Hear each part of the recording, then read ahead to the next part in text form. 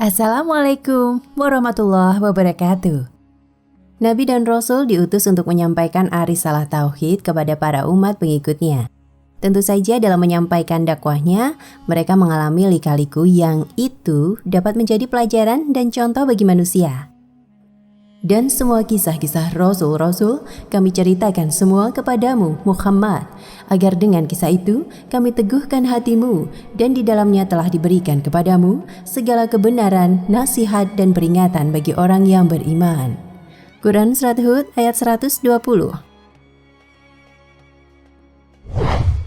Liku-liku dalam perjalanan dakwah Nabi ataupun Rasul juga banyak diwarnai kisah-kisah menarik.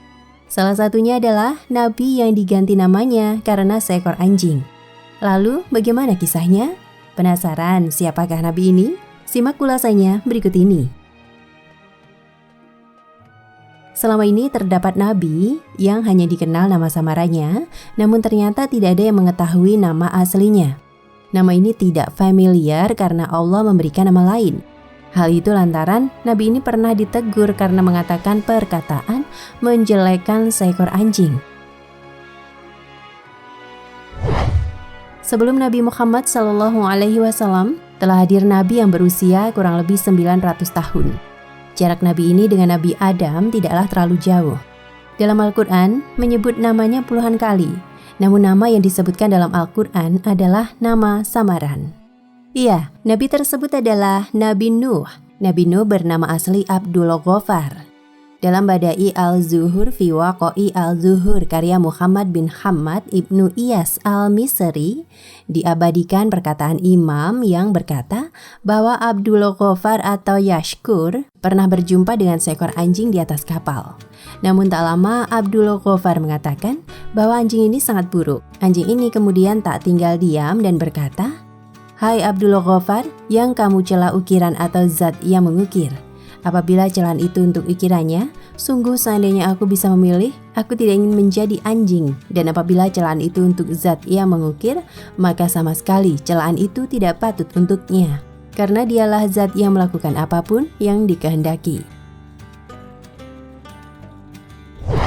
Abdul Ghaffar pun kemudian begitu kaget mendengar penjelasan tersebut. Ia begitu menyesali perkataan yang telah terlontar. Ia kemudian selalu mengingat, meratap, dan menangisi apa yang ia katakan kepada anjing itu. Karena itu umatnya kemudian memanggilnya Yahunu. Yahunu memiliki arti meratap atau menangisi dosa-dosa yang telah dilakukan.